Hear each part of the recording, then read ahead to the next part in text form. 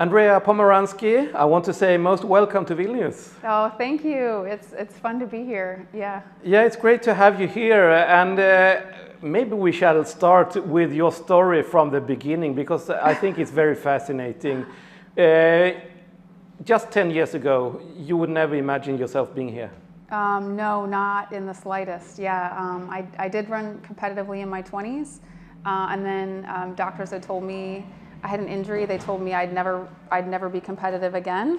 So I took 9 years off and hardly ran a step. And after having small children, 3 kids, 2 and under, I found that I needed some space and some time to kind of myself. So I started running just for mental health, and signed up for a couple of races and kind of snowballed. So here we are. So yeah, 9 years ago, I never would have imagined I'd be running 100K in Lithuania. So but I love where it's brought me. I love to travel and explore and see new places. So I'm really excited. And considering that you thought that you may never be able to run again, especially not at this level, Yeah. What does running mean to you now? I definitely don't take it for granted. I have so much joy, and I've now, it's such a gift. You know, even when it's hard, I can find joy in the hard, and I know that I'm so lucky to get to choose my hard.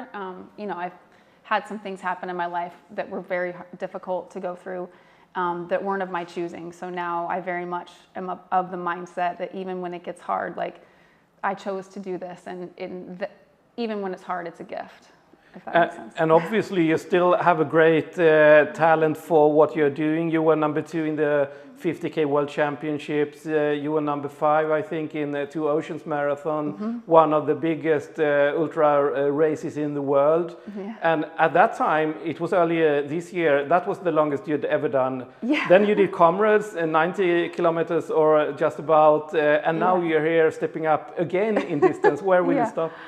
That's a good question. I hope probably this is, we'll stop here, but let's see how I feel on Saturday. So I need to finish it first, and then we'll go from there.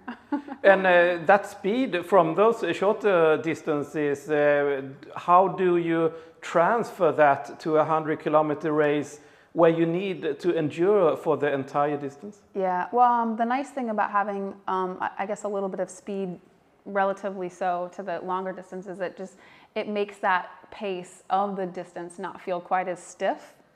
So yeah, and I think it's, you know, running is running, and you know it hurts at a certain point, and I think no matter what distance you're doing, whether it's the mile or the 5K or the 100K, you know, it's going to hurt, and I think it's more of your mindset of the ability to accept it and overcome that, you know, than it is speed versus distance. So. And now we've been a bit philosophical about your approach to running. Yeah. If we go to the hard facts, United States has a long and great tradition in ultra running, of course, and we have Andreasen, who has the American record, just about 7 hours. What will your ambition be on Saturday? That's a good question. Just to get the most out of myself, truly. It's nice to have those records and those numbers in the back of your mind, but you don't, so many things. I mean, I respect the marathon, and that's 26 miles. This is, you know, 100K or 62 miles. So I very much respect this distance, and I know that anything could happen on any given day. You could be the most talented person in the world, and something, you know, goes wrong, but I do have those numbers in the back of my head. And then also I was quite ill, and I was sick for much of the month of August, so I lost a big block of training.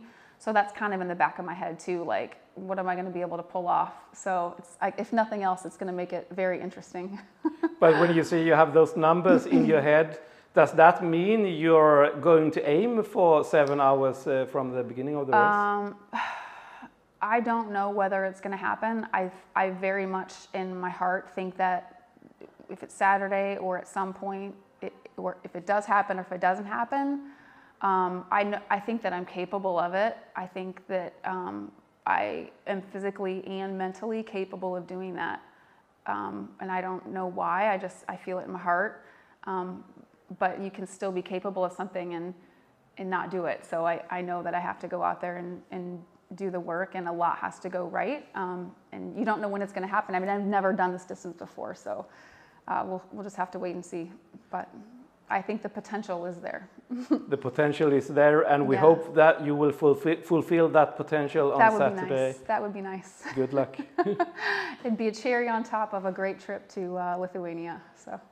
A cherry on top, and we will be cheering on you. Thank you. Yeah, I appreciate that.